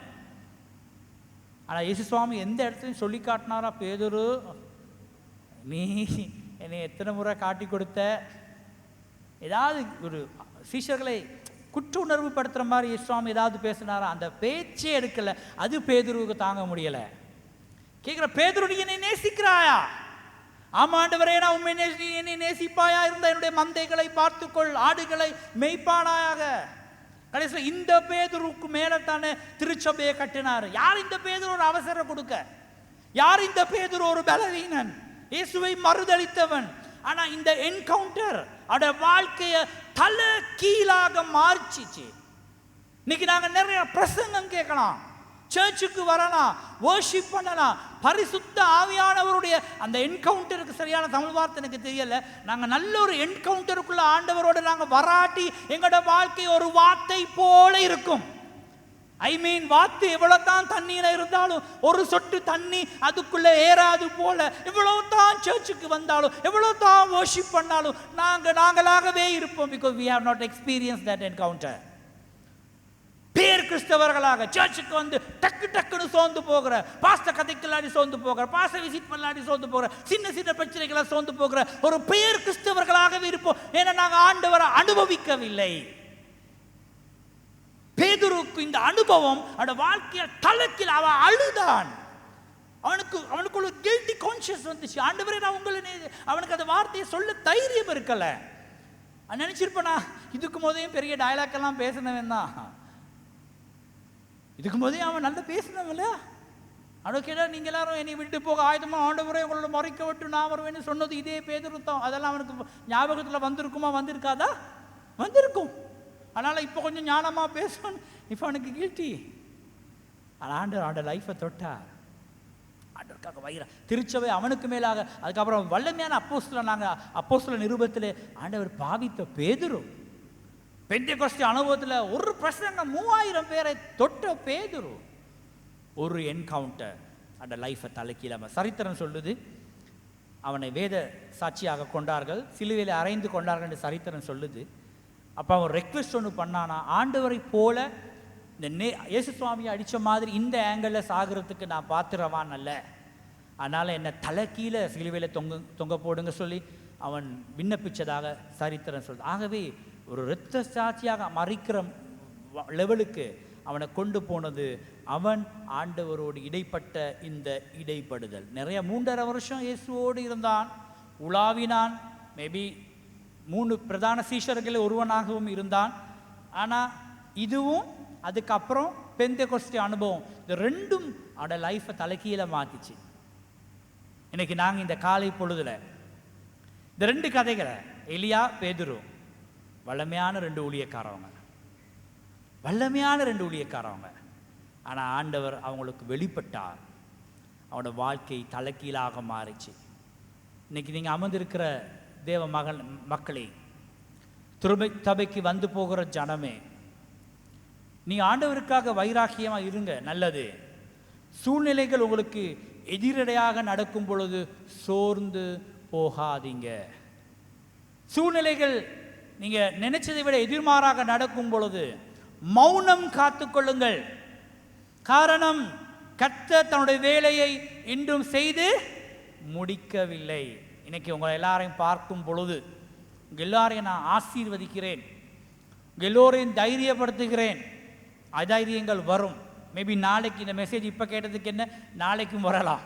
ஆனால் வர்ற நேரம் பரிசுத்த ஆவியானவர் எங்களுக்குள்ளே இருப்பதனாலே அந்த சோர்வுக்கு இடம் கொடுக்காதபடி எங்கள் உள்ளான மனிதனை பலப்படுத்தி கர்த்தருடைய மெல்லிய சத்தத்துக்கு செவி கொடுத்து இயேசுவுக்காக வாழுகிற ஒரு வாழ்க்கையை வாழ்வோம். இன்றைக்கு அதே பேதுருவை பார்த்து என்னை நேசிக்கிறாயா என்று கேட்கிற தேவன் உங்களையும் பார்த்து கேட்கிறார், நீ என்னை நேசிக்கிறாயா? அல்லேலூயா. நீ என்னை நேசிக்கிறாயா? நாங்கள் ஆண்டவரை நேசிப்போமா இருந்தா நாங்கள் அவரை கேள்வி கேட்க மாட்டோம். அவரை நேசிப்போமாக இருந்தா எல்லாவற்றிலும் நாங்கள் அமைதியாக போவோம். காரணம், அவர் கட்டுப்பாட்டின் தேவன். அவர் கட்டுப்படுத்தி எல்லாவற்றையும் நடத்துகிற தேவன். இந்த காலை பொழுதில் கொஞ்ச நேரம் கண்களை மூடி, மேபி எலியாவின் கதாபாத்திரம் உங்களுக்கு பேசியிருக்கலாம், அல்லது பேதுருவின் கதை உங்களுக்கு பேசியிருக்கலாம். 2 பேரும் கிட்டத்தட்ட ஒரே விதமான அனுபவங்களுக்குள்ளே போனாங்க. சோர்வு, அதைரியம், கலக்கம். ஆனாலும் இயேசு பேதுருவை தேடி வந்தார். தேவன் எலியாவோடு இடைப்பட்டார். எலியாவின் வாழ்க்கையில் உற்சாகம் பிறந்தது. எலியா மீண்டும் தன் ஊழியத்தை ஆரம்பித்தான். பேதுரு தைரியம் பெற்றான். பேதுருக்கு மேலாக திருச்சபை கட்டப்பட்டது. ஒரு வல்லமையான அப்போஸ்தலனாக மாறினான். புதிய ஏற்பாட்டிலே தேவன் வல்லமையாக பாவித்த ஒரு மனிதனாக பேதுரு மாறினான். காரணம், அவன் உடைக்கப்பட்டு உருவாக்கப்பட்ட பாத்திரமானாயிருந்தான். இந்த காலை பொழுதில் எல்லோரும் கண்களை மூடி ஜெபத்திலே தயாரித்திருக்கும் வேளையிலே நான் ஆரம்பத்திலே சொன்னது போல சோர்வின் அனுபவத்துக்கு முகம் கொடுக்காத நாங்கள் யாருமே இருக்க மாட்டோம். எல்லாரும் ஒரு கட்டத்தில் சோர்வுக்கு முகம் கொடுத்தே இருப்போம், அதைரியத்துக்கு முகம் கொடுத்தே இருப்போம், கலக்கத்துக்கு முகம் கொடுத்தே இருப்போம். ஆண்டவரை கேள்வி கேட்டிருப்போம், ஆண்டவர் விட்டு தூரம் போயிருப்போம், ஊழியம் வேண்டான்னு முடிவெடுத்திருப்போம், ஒரு படி பின்னுக்கு போகலாம்னு யோசிச்சிருப்போம். நீங்கள் யாராக இருந்தாலும், உங்கள் தீர்மானங்கள் எதுவாக இருந்தாலும், கர்த்தர் இந்த காலை பொழுதிலே உங்களோடு கூட இடைப்பட்டு உங்களோடு கூட அசைவாடி தேவனுடைய பிரசன்னத்தின் கரத்தை உடைய வாழ்க்கைக்கு மேலாக நீட்டுவதற்கு அவர் வல்லவராக இருக்கிறார். ஆமென். அல்லேலூயா, அல்லேலூயா, அல்லேலூயா.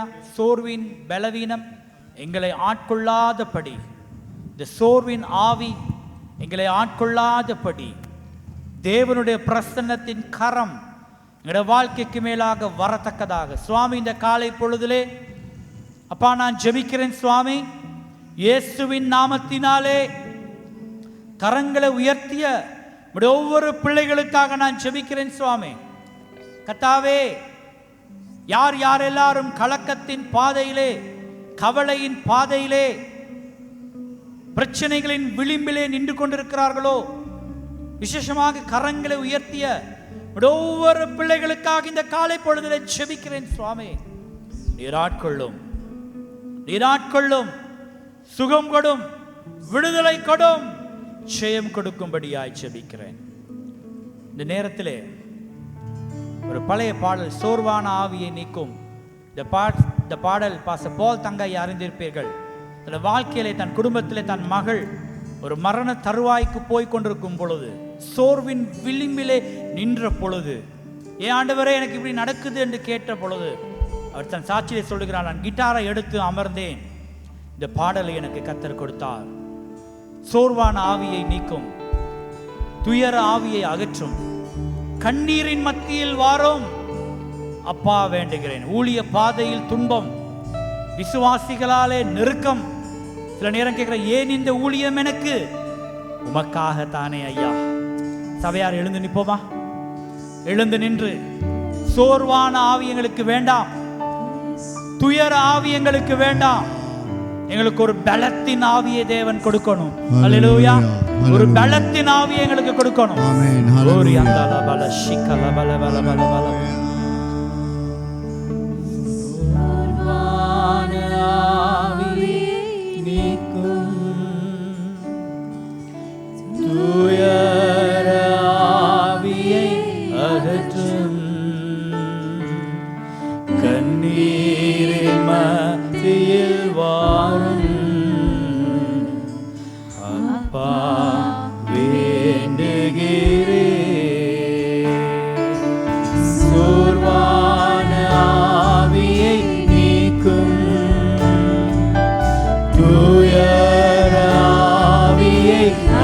என்றும் கண்ணீரின் மத்தியில் வாரும் அப்பா வேண்டுகிறேன்.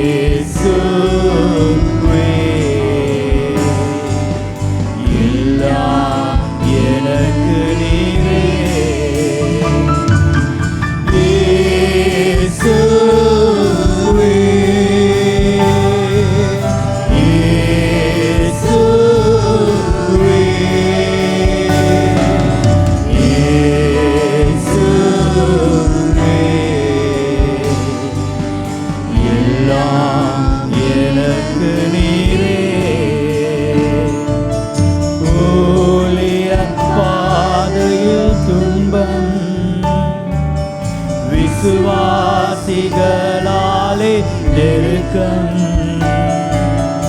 ஏனில் ஊழியம் எனக்கு உமக்காகத்தானே ஐயா. ஊழிய பாதையில் துன்பம் விசுவாசிகளாலே நெருக்கம் ஏனில் இந்த ஊழியம் எனக்கு உமக்காகத்தானே ஐயா. இயேசுவே, கரங்களை உயர்த்தி சொல்லுவோம். இயேசுவே,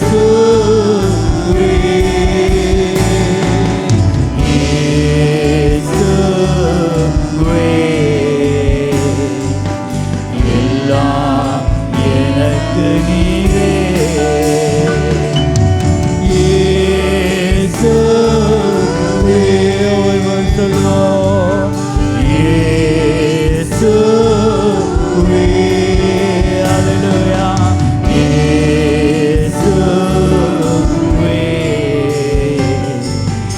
எல்லாம் எனக்கு நீரே.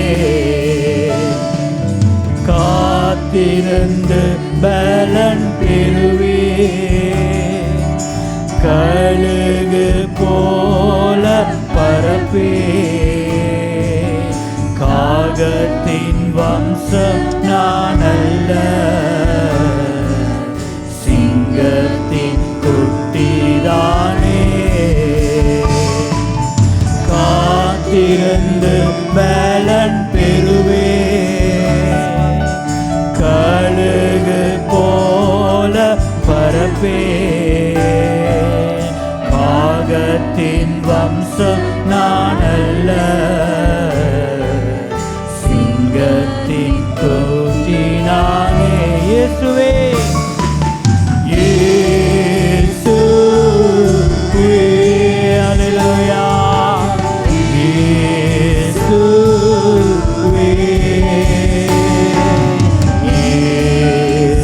இயேசுவே,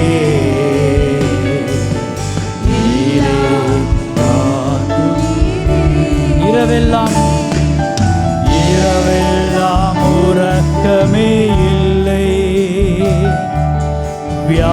வியாதியால் மனக்கவலை. தாங்குவோர் யாருமே இல்லை, நீரே பார்த்து கொள்வே.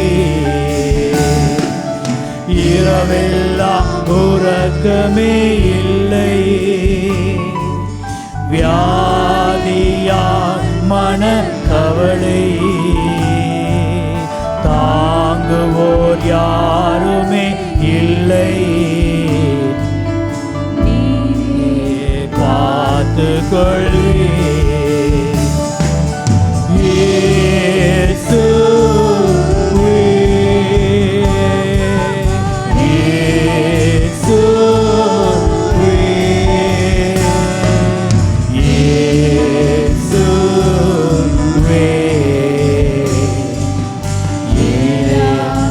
எனக்கு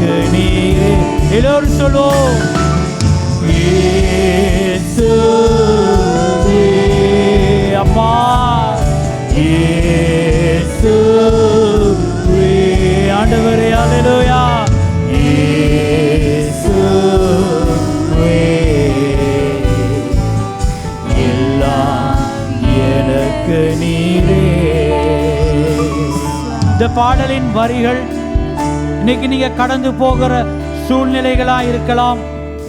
உங்களுக்கு தூக்கம் இல்லை, மன கவலை, ஊழியத்தில் பிரச்சனைகள், வீடு வாசல் இல்லை, சொந்தங்கள் எல்லாம் உங்களை ஒதுக்கிவிட்டார்கள், உங்களை தாங்குவதற்கு யாரும் இல்லை, உங்களுக்காக அவதூறு பேசுகிறவர்கள் ஏராளம், உங்களை தாங்குவதற்கு யாரும் இல்லை, உங்களை புரிந்து கொள்ள யாரும் இல்லை, நீங்கள் தனித்து விடப்பட்டது போல ஒரு உணர்வு எல்லாரும் உங்களுக்கு இருந்தாலும், எல்லா சொந்தங்கள் இருந்தாலும், உறவுகள் இருந்தாலும், ஏதோ ஒரு தனித்து விடப்பட்ட ஒரு வாழ்க்கை, ஒரு விரக்தியின் வாழ்க்கை, ஒரு சோர்வின் வாழ்க்கை, வாழ்க்கைக்கு நிம்மதி இல்லை, இரவெல்லாம் தூக்கம் இல்லை. ஆண்டவரே, நான் அழுது அழுது நான் மெலிந்து போனேன், என் வியாதிகள் எல்லாம் பெருகிவிட்டன, என்னை தாங்குவதற்கு யாருமே இல்லை, நான் முடிந்து விடுவேனோ, என் கதை முடிந்து விடுமோ, என் விதை முடிந்து விடுமோ, என் விளக்கு அணைந்து விடுமோ, என் நாணல் முறிந்து விடுமோ என்று எல்லோரும் பார்த்து கொண்டிருக்கிறார்கள். ஆண்டவரே, இந்த காலை பொழுதிலே யாரெல்லாரும் அப்படிப்பட்ட உணர்விலே விழுந்து போய் உடைந்து போய் கலக்கத்தின் விளிம்பிலே நின்று கொண்டிருக்கிறீரோ, அப்பா, நான் ஜெபிக்கிறேன், எங்கள் தலையை நீர் நிமிர பண்ணுகிறவர், நீர் எங்கள் தலையை நிமிர பண்ணுகிறவர், எங்கள் விளக்கை எரிய பண்ணுகிறவர். அல்லேலூயா. அப்பா, உம்மை நோக்கி நாங்கள் பார்க்கும் பொழுது, உம்மை நோக்கி நாங்கள் கதறும் பொழுது, உம்மை நோக்கி நாங்கள் ஜெபிக்கும் பொழுது எங்களுக்கு சோர்வான ஆவி வேண்டாம், பலவீன ஆவி வேண்டாம். இயேசுவின் நாமத்தினாலே அப்பா பிதாவே என்று கூப்பிடக்கூடிய புத்திர சுவிகாரத்தின் ஆவியை தாரும் சுவாமி. இந்த மண்டபத்தில் இருக்கிற ஒவ்வொரு பிள்ளைகளுக்காக ஜெபிக்கிறேன். இயேசுவின் நாமத்தினாலே உம்முடைய வல்லமை உம்முடைய பிள்ளைகளுக்கு மேலாய் இப்பொழுது இறங்குவதாக, இறங்குவதாக, உம்முடைய அக்கினி இறங்குவதாக, உம்முடைய மகிமை இறங்குவதாக. அல்லேலூயா, அல்லேலூயா. ஓ, இடைப்படும் சுவாமி, ஒவ்வொருவருக்கு மேலாய் இடைப்படும், இடைப்படும், இடைப்படும் இயேசுவின் நாமத்தினாலே. அல்லேலூயா, அல்லேலூயா, அல்லேலூயா. ஒவ்வொருவருக்கு மேலாக தேவனுடைய விடுதலையின் கரம், தேவனுடைய ஜெயத்தின் கரம் இப்பொழுது வல்லமையான விதத்திலே உங்கள் வாழ்க்கைக்கு மேலாய் கரங்களை உயர்த்தி பெற்றுக்கொள்வோம், பெற்றுக்கொள்வோம். தேவனுடைய வல்லமை இப்பொழுது உங்களுக்கு மேலாக, உங்கள் வியாதிகளுக்கு மேலாக, உங்கள் குறைகளுக்கு மேலாக, உங்கள் பலவீனங்களுக்கு மேலாக இயேசுவின் நாமத்தினாலே இப்பொழுது ஒரு வல்லமை எங்களுக்கு மேலாக இறங்கட்டும் சுவாமி. ஓரியா கலபல சிக்கலபல குரியந்தலபல ரியந்தலபல. அல்லேலூயா. ஆமென். சுவாமி, நாங்கள் கலங்கி மனம் கசந்து மனம் கிளேசத்தோடு சுவாமி நாங்கள் வெறுமையாக வாழ்கிற சமயங்கள் காலங்கள் உண்டு ஆண்டவரே சுவாமி. ஆனாலும் நீர் எங்களோடு இருந்து சுவாமி எல்லாமே முடிந்து விட்டது என்று நாங்கள் யோசிக்கிற காலங்கள் நேரங்கள் உண்டு ஆண்டவரே. ஆனாலும் நீங்க எங்களோடு இருந்து எங்களை திருப்பி கரை கொடுத்து உம்முடைய கரத்தினாலே எங்களை தூக்கி சுமந்து உடைய பிள்ளைகளாக சுவாமி புது வாழ்க்கை தரக்கூடிய வல்லவராகவே இருக்கிறீங்க ஆண்டவரே சுவாமி. நாம் துதிக்கிறோம் ஆண்டவரே, துதிக்கிறோம் ஆண்டவரே. உடைய வார்த்தை கூடாக எங்களை பலப்படுத்தி, எங்களை உற்சாகப்படுத்தி, எங்களை தைரியப்படுத்தி சுவாமி எங்களை புதுப்பித்து இந்த புது வருடத்திலையும் கூட எங்களை புது நபராக சுவாமி நாங்கள் உடைய ஊழியக்காரனாக, ஊழியக்காரிகளாக, உடைய விசுவாசிகளாக நாங்கள் செல்லும்படியாக சுவாமி நீங்கள் கொடுக்கிறதான செய்திகளுக்கு எங்களோட பேசுகிறதுக்காக நன்றி ஆண்டவரே சுவாமி. உடைய அன்பு பாசத்துக்காகவும் இரக்கத்துக்காகவும் சுவாமி எங்களை போல பாவிகளாக நாங்கள் வாழ்ந்து மன சோர்வடைந்திருக்கும் நேரமெல்லாம் எங்களை பின்தொடர்ந்து வந்து சுவாமி உடைய கரத்தை கொடுத்து உயர்த்தி வைக்கிறதுக்காக சுவாமி உங்களுக்கு நன்றி செலுத்துகிறோம். ஆகவே இந்த காலை வேளையில் இந்த இடத்துல யாராகிலும் சுவாமி மனம் கசந்து போய் அல்லது மனம் வெறுப்பத்தோடு இருக்கிறதா இந்த தினத்தில் வார்த்தை கூட பேசுறது போல சுவாமி உற்சாகத்தோடு வாழ நீங்க அவர்களுக்கு ஆசீர்வதிங்க ஆண்டவரே சுவாமி. நன்மையின் கரங்களுக்கு நாங்கள் அர்ப்பணிக்கிறோம் சுவாமி. நீங்கள் எல்லாமே எங்களோடு இருந்து வழிநடத்தும்படியாக ஜெபிக்கிறோம் இயேசுவின் நாமத்தினாலே உன் நல்ல பிதாவே, ஆமேன், ஆமேன். இப்பொழுது தேவனுடைய கிருபையும் குமாரனுடைய அந்த இரக்கம் அன்பு பாசம் பரிசுத்த ஆவியானுடைய வழிநடத்தலும் இன்றும் என்றும் எப்பொழுதும் எங்களோடு இருப்பதாக. ஆமேன், ஆமேன்.